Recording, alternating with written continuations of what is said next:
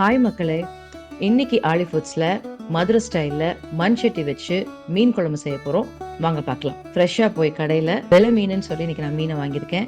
இந்த மீன் பேரு உங்க ஊர் சைடுல என்னன்னு சொல்லி கமெண்ட்ல பண்ணுங்க. நல்லா கழுவி எடுத்து தனியா வச்சுட்டு மீன் குழம்புக்கு தேவையான எல்லா இன்கிரீடியன்ஸையும் ரெடி பண்ணி வச்சிருக்கேன். ஸ்டவ்ல மண் சட்டி வச்சுக்கோங்க.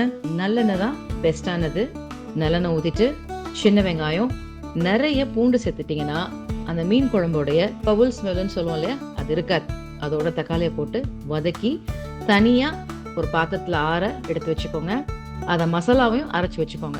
திரும்ப சட்டியில எண்ணெய் ஊற்றி வெந்தயம் கொஞ்சம், கட் பண்ணி வச்ச சின்ன வெங்காயம், தேவையான அளவு அந்த அரைச்சி வச்ச மசாலாவை கொட்டிட்டு கருவேப்பிலை போட்டு வதக்கிட்டே இருங்க.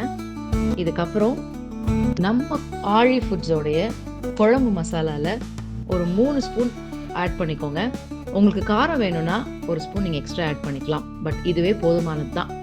அதுக்கப்புறம் தேவையான புளிக்கரைசலை அதில் ஊற்றிக்கோங்க. இதில் மாங்காய் போட்டிங்கன்னா இன்னும் வேற லெவலில் இருக்கும், பட் இன்னைக்கு நான் புளிக்கரைசல் தான் ஊற்றிருக்கேன்.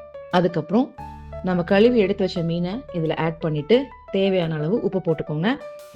இந்த ஸ்டேஜில் நான் இன்னைக்கு தேங்காய் பால் ஆட் பண்ணியிருக்கேன். யூஸ்வலாக தேங்காய் கூட அரைச்சி ஊற்றலாம், பட் நான் இன்னைக்கு இந்த ஸ்டைலில் செய்யணும்னு ஆசைப்பட்டு தேங்காய் பால் ஊற்றிருக்கேன். அதுக்கப்புறம் தேவையான அளவு தண்ணியை ஊற்றிட்டு மண் சட்டியில மூடியை போட்டு மூடி வச்சிருங்க.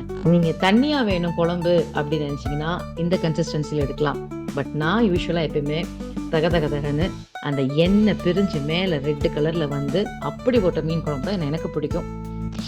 சும்மா சொல்லக்கூடாதுங்க, one of the Madurai styles மீன் குழம்பு ரெடியா இருக்குங்க. டேஸ்ட் பண்ணி பார்த்துட்டு எப்படி இருக்குன்னு சொல்லி எங்களுக்கு கமெண்ட்ல பண்ணுங்க. தேங்க்யூ.